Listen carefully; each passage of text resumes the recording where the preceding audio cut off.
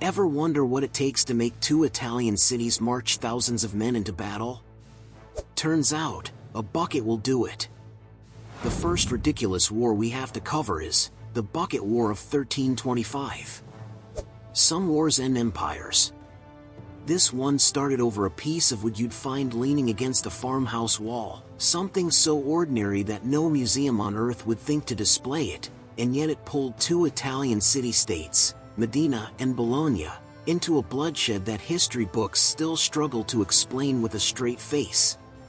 By 1325, these two neighbors had spent years circling each other, their rivalry rooted in something far bigger than any bucket, competing loyalties to opposing factions in the endless power struggle tearing through medieval Italy, one side backing the Pope, the other backing the Holy Roman Emperor, both sides looking for any excuse to remind the other who held the real power along the Panaro River.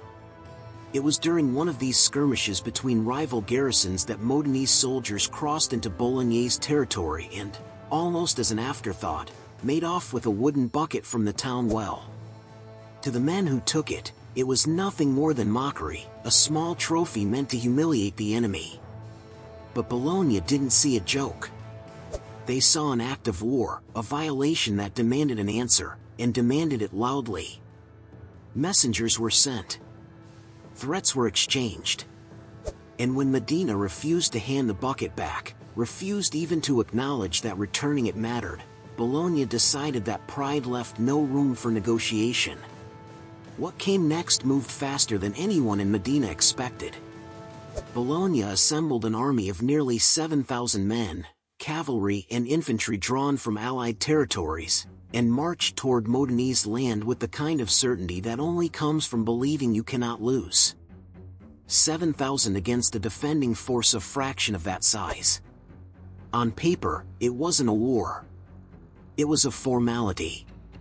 But wars, as history keeps proving, don't follow paper.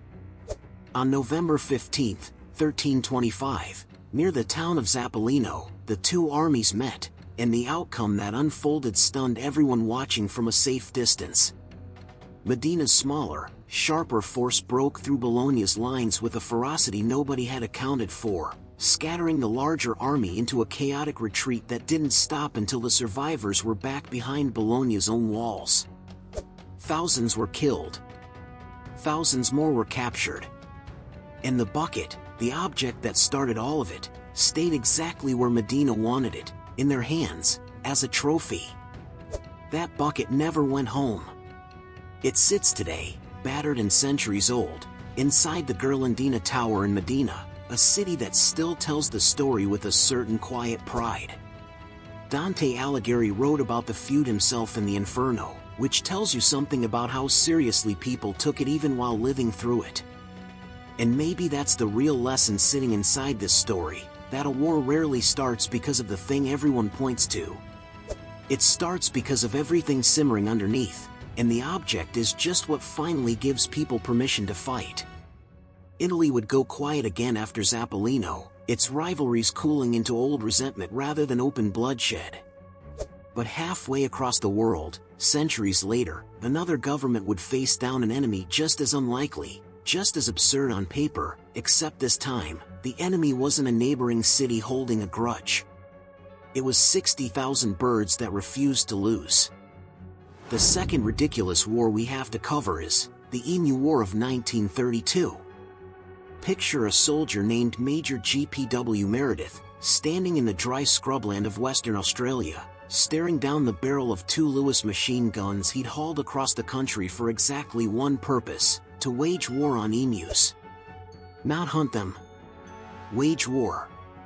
The birds had descended on the region in numbers nobody had planned for, some 20,000 of them, tearing through wheat farms that struggling veterans had only recently been given as land grants after the First World War.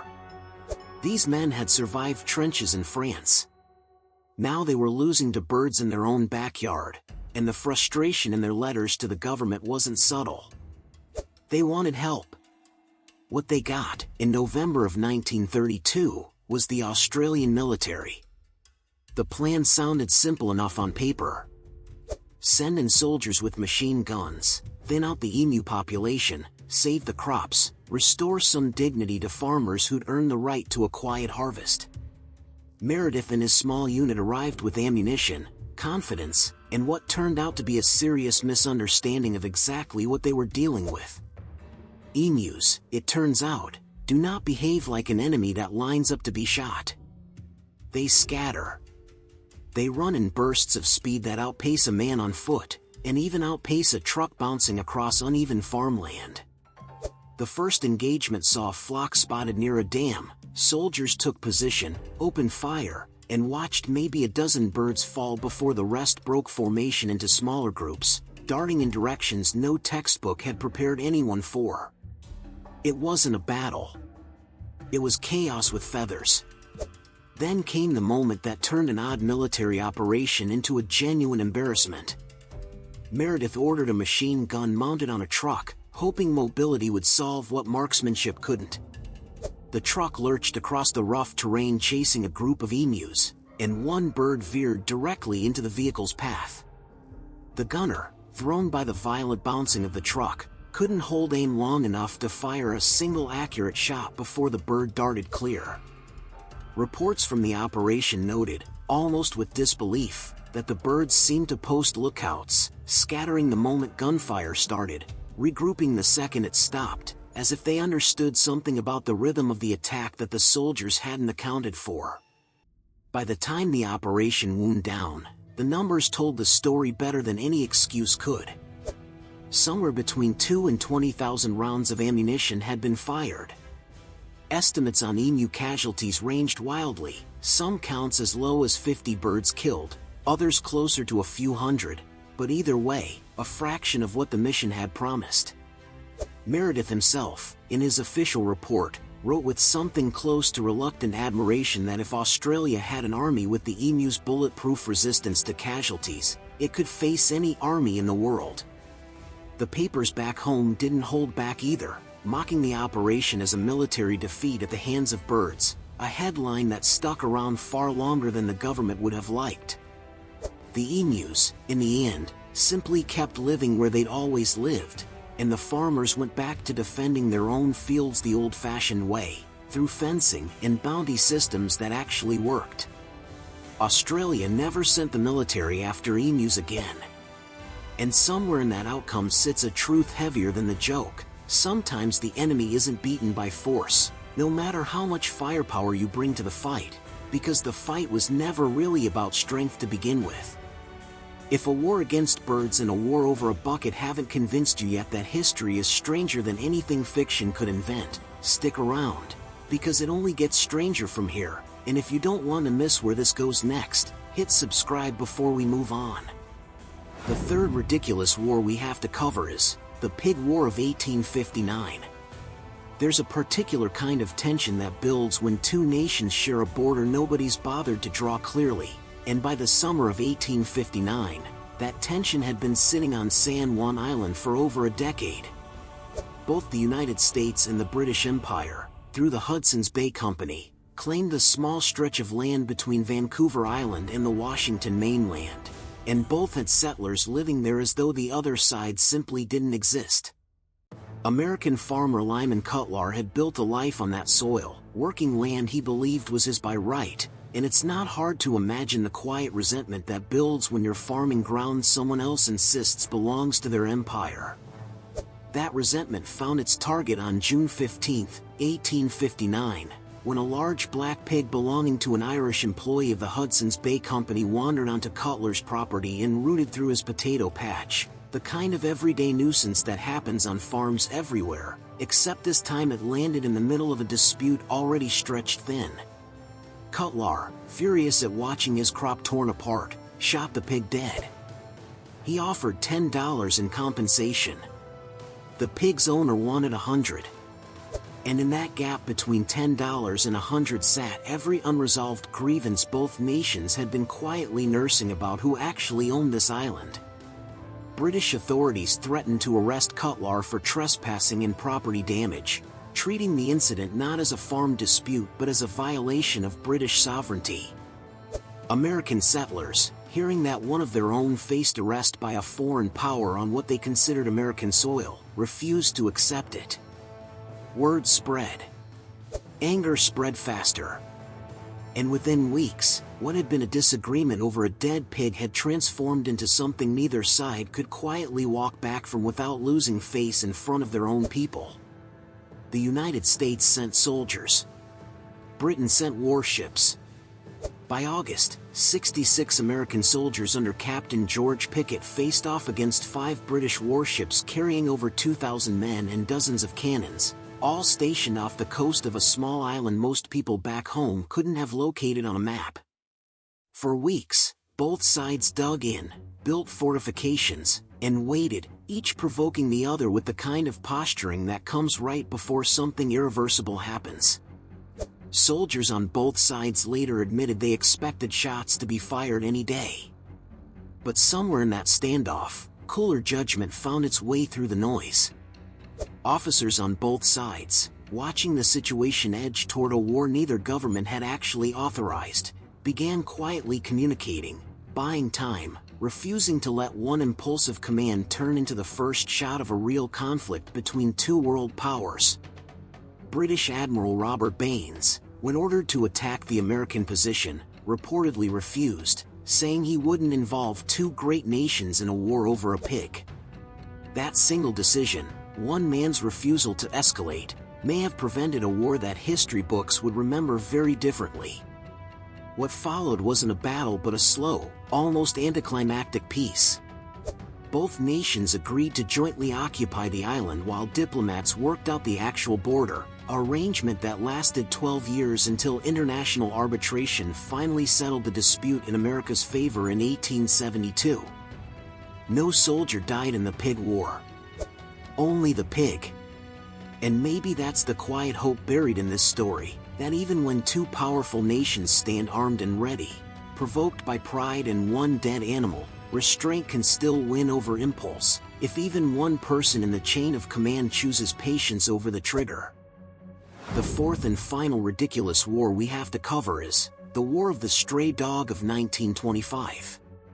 By October 1925, the border between Greece and Bulgaria sat as tense as any in Europe, the scars of the recent Balkan Wars and World War I still fresh enough that soldiers on both sides watched each other with the kind of wary readiness that turns small mistakes into disasters. Guard posts line the frontier near the town of Petrich, manned by young conscripts trained to treat any unexpected movement as a possible threat. Nobody was looking for a reason to fight again. But everybody was primed to see one anywhere. On October 18th, a Greek soldier's dog slipped its leash and bolted across the border into Bulgarian territory, chasing whatever scent had caught its attention that afternoon. Without thinking it through, the soldier ran after his dog, crossing the border himself in pursuit.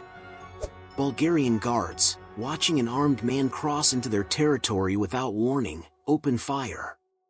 The soldier was killed instantly, and what should have ended there, a tragic, almost absurd death chasing a runaway pet, instead lit a fuse that had been sitting ready for years. Greece, still raw from military humiliation in its recent war with Turkey and desperate to reassert its strength on the world stage, responded with a fury disproportionate to what had actually happened. Within days, Greek troops invaded Bulgarian territory, seizing the town of Petrich and pushing deeper across the border, framing the incursion as retaliation for the death of one soldier chasing his dog. Bulgaria, smaller and less prepared for open conflict, appealed immediately to the League of International Nations, the fragile post-war body created specifically to stop exactly this kind of escalation before it spiraled into another full war. And here's where the story takes its turn, quietly, almost without fanfare. The League convened within days, moved with a speed that surprised diplomats used to slow, cautious deliberation, and ordered Greece to withdraw its troops immediately, threatening real consequences if Athens refused. Facing international pressure it hadn't expected and couldn't afford to ignore, Greece backed down, pulled its soldiers out, and paid reparations to Bulgaria for the invasion. Roughly 50 people had died in the brief conflict, soldiers and civilians caught in an escalation none of them had chosen, all traced back to one dog running across a border it didn't know existed. What makes this war different from the others we've walked through isn't the absurdity of its cause, because by now, absurd causes barely surprise us anymore. It's what it proved about the fragile machinery holding an uneasy peace together. One dog, one panicked chase, one gunshot, and two nations stood on the edge of war within a week, not because either wanted it, but because pride and old wounds were waiting for any excuse to reopen. The League's intervention worked, this time. History doesn't always give us a second version of that story. 4 wars. A bucket, a flock of birds, a dead pig, a runaway dog. None of it sounds real, and all of it happened exactly as told, recorded in official reports, treaties, and testimonies that outlived the men who lived through them. Maybe that's the real lesson sitting underneath every ridiculous cause we've covered today. War rarely starts because of the thing everyone points to afterward. It starts because people were already standing at the edge, looking for permission. And sometimes, all it takes to give them that permission is something as small as a bucket, a bird, a pig, or a dog. Tell me in the comments which of these wars you found the most ridiculous, and I'll see you in the next video.